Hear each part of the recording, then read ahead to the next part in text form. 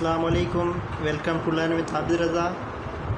अॼु जो असांजो जेको टॉपिक थींदो हू थींदो जेको largest producer in the world. त इन मां छा मुराद आहे? Largest producer in the world इन मां मुराद इहा आहे त उहे मुल्क जंहिंखे घणे मां घणियूं जेको आहे सो पंहिंजूं शयूं जेके आहिनि से दुनिया जी लेवल ते ॿियनि मुल्कनि खे सप्लाई कनि।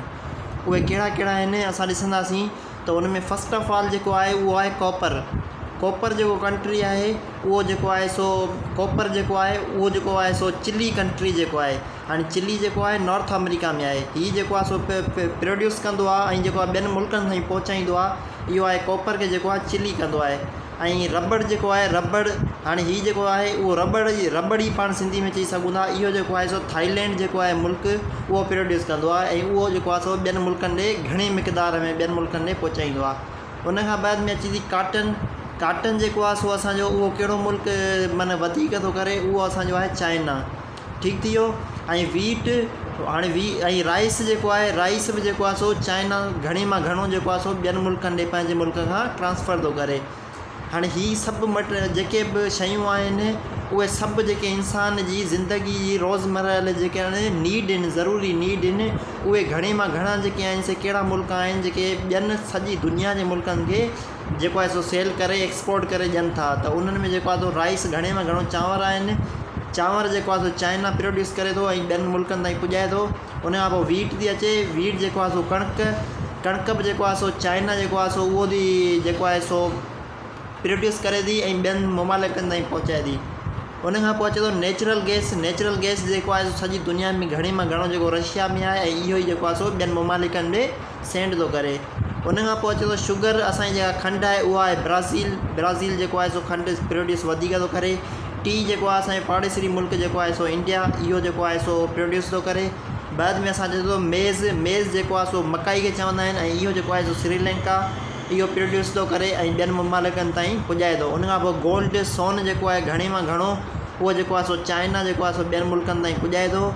ऑयल जेको आहे असांजो ऑयल खाइण वारो ऑयल न, हे तेल ऑयल जेको आहे पेट्रोल, उहो जेको आहे सो सऊदी अरब जेको आहे सो मशहूरु आहे।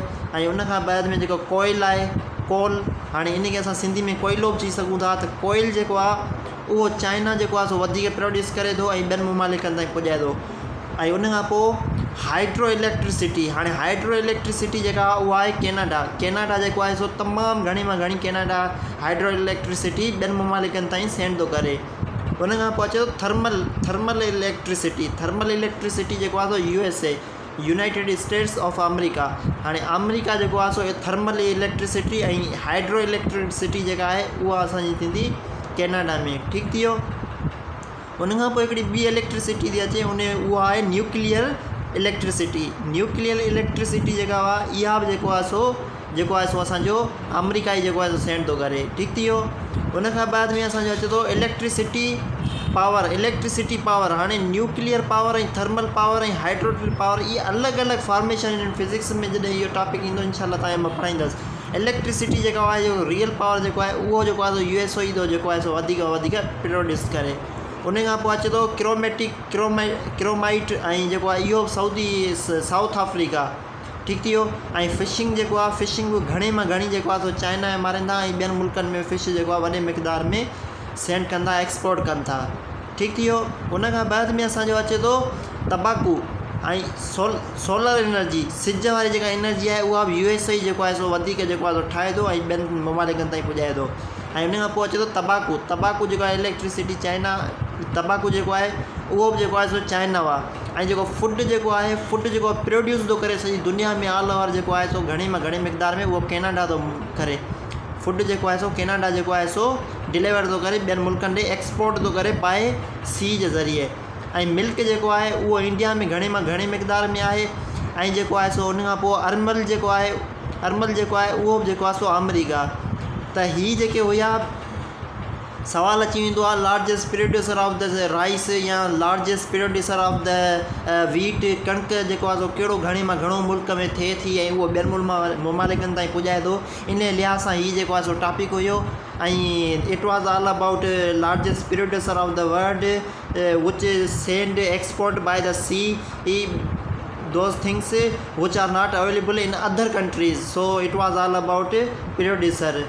So you topic and inshallah एक नए topic सां गॾु तव्हां ईंदासीं. जज़ाकल्ला, thank you so much. If you are like video, then please subscribe and hit the bell icon so that you can get further videos like this knowledge. Thank you so much. Thank you.